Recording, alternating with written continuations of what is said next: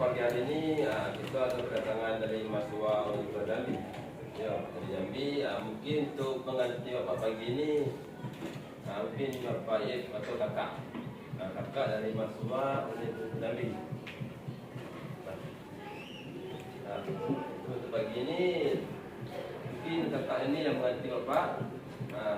Kakaknya banyak, namanya itu ya Ibu. Jadi tapi dapat aja kau ibu-ibu datang. Sebelum kita memulai pembelajaran hari ini, ada baiknya kita berdoa terlebih dahulu. Semoga secara lebih damai.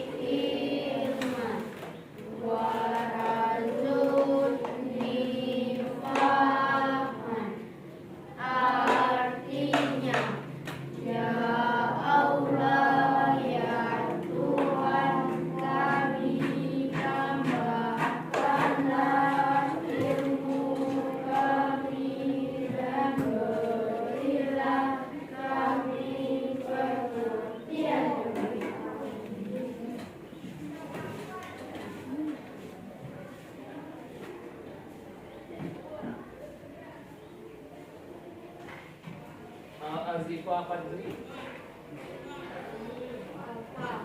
Apa? Alifa Adelia Putri. Alvin Arga Putra.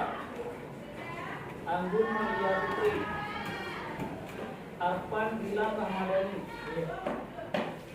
Ar-Razak Bilkairi. Atika Meda Leza. Reni Andara.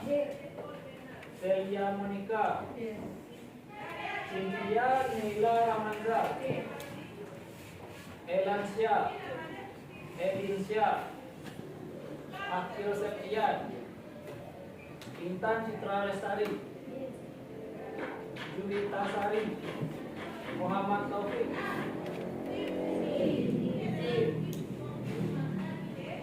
Nur Silvi Amani, Olivia Safifa, Rahmat Wafik Al-Khalid,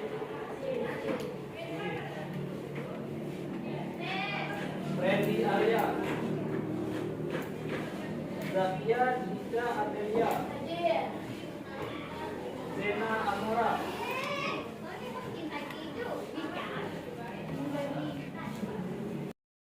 Baiklah, pada hari ini kita akan mengulang pembelajaran yang sudah kita pelajari sebelumnya, yaitu tentang puisi. Seperti sebelumnya sudah saya jelaskan bahwa puisi itu terdiri dari beberapa jenis, seperti puisi lama maupun puisi modern atau puisi baru.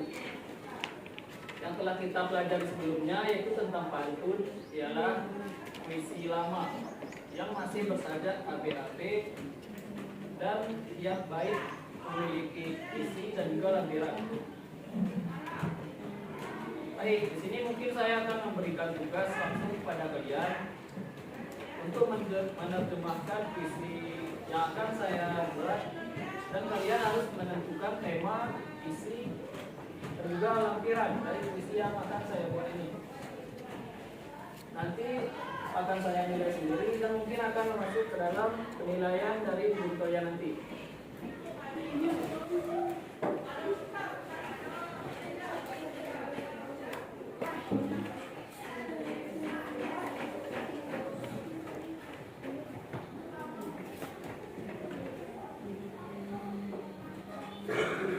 Baik, pada pantun ini tolong kalian kerjakan latihan untuk menentukan sabgeran dan juga isi dari puisi ini. Nanti harap dikumpulkan dalam 10 menit. Nah, sekarang saya rasa sudah 10 menit, harap dikumpulkan tugas yang sudah saya berikan.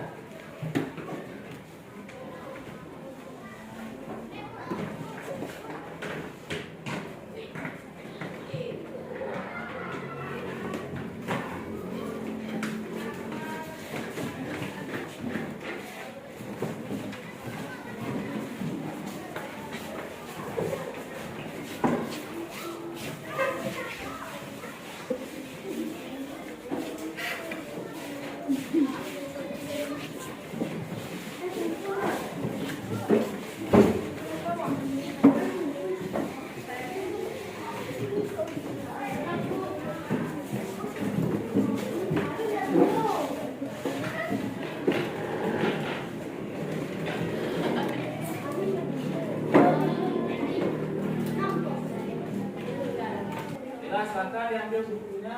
Gantian Dita Amelia.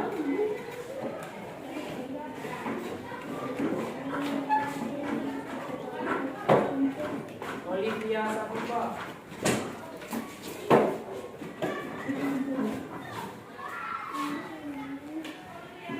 Anggun Melia Putri.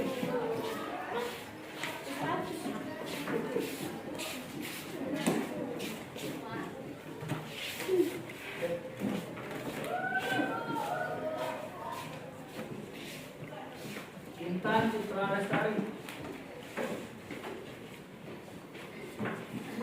Elansia.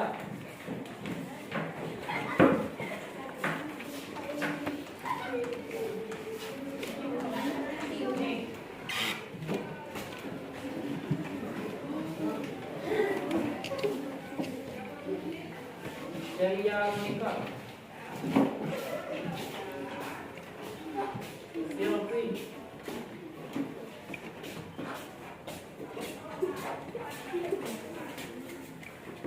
Akil Septian. Zena Amora.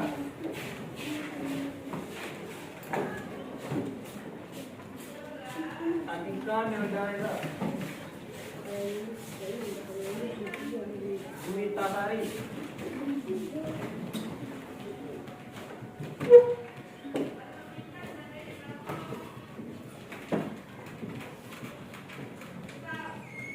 Alalakti.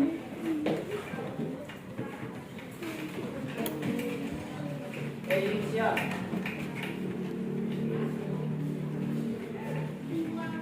Alifa Belia Putri.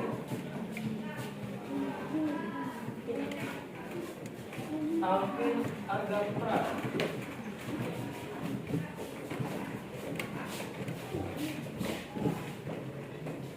Oke, saya rasa untuk hal pantun ini kalian semua sudah tahu untuk membedakannya yang mana isi dan juga sampiran. Baik, saya akan memberikan tugas rumah untuk selanjutnya.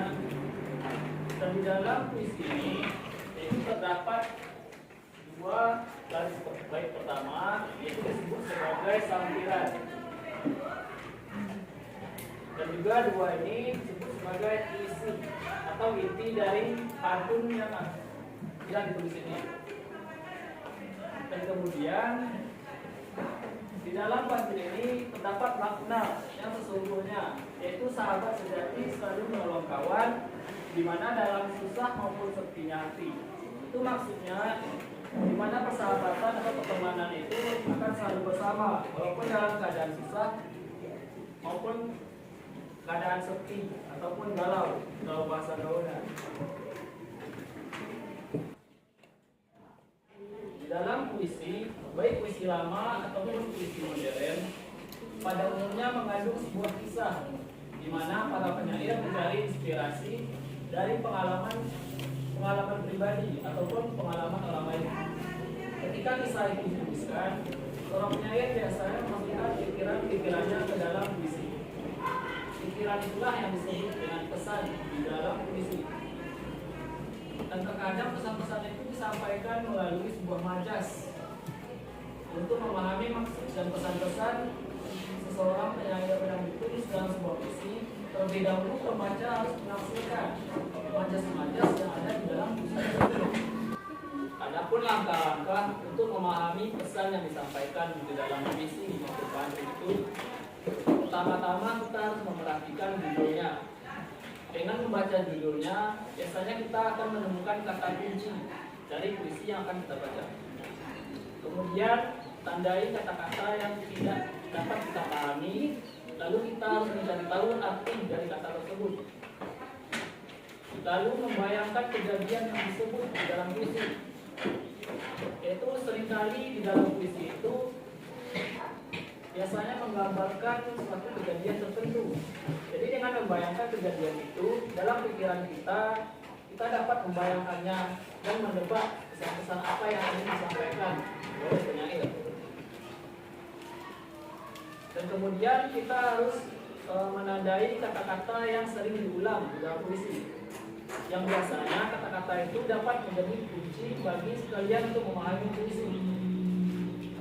Dan terakhir, kita harus memperhatikan pilihan katanya.